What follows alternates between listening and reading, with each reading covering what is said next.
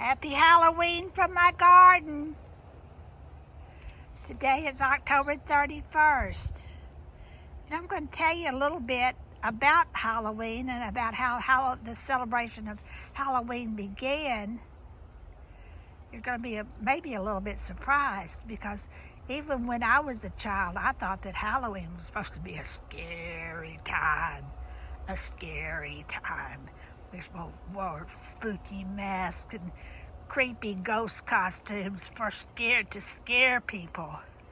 And the reason that people really wear masks and costumes at Halloween is not to scare other people, but it's a pagan tradition of trying to scare out the scary, to frighten away the scary.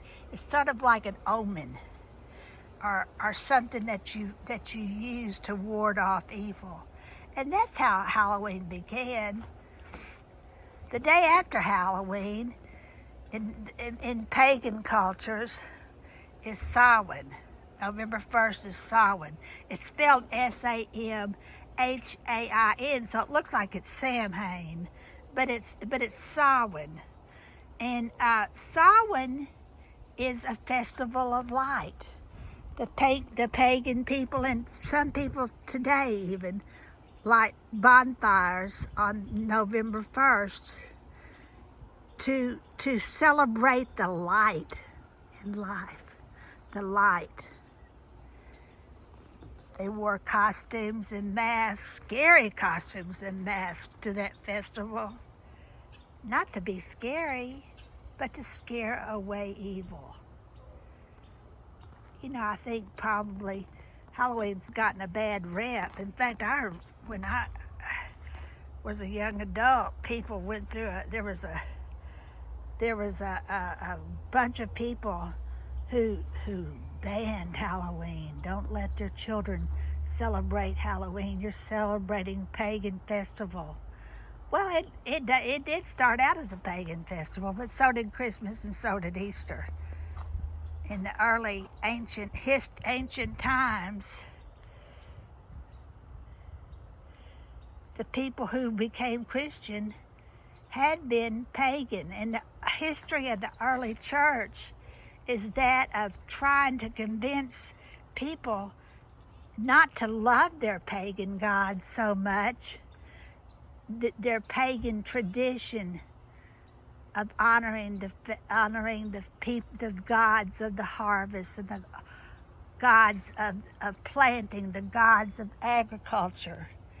The people in ancient times depended upon food that they grew and harvested to feed them. The sun was essential to pagan people because the sun provided the light that enabled the plants to grow. In earlier times, I'm sure that the people enjoyed daytime because it was the only time they could see. At night, there were no flashing lights, there was no Coleman lantern, there were no light bulbs, there was no electricity. So make hay while the sun shines. I can understand where that saying came from. When the sun shone was when people could get things done. So the biggest god in the pagan culture was the sun gods. Different sun gods for different cultures. And I think it's interesting that on the first day, God created light. It was a couple of days before he created the sun, but he created light. That was the very first thing that God created when he created the world. So in a way, we sort of worship the sun too, S-U-N and S-O-N. Christians do, because Jesus is the light of the world. There's a scripture that says that. So today, I'm not going to talk about all the wickedness of Halloween. I'm going to talk about the fact that it's just another way that we as people need to look toward the light.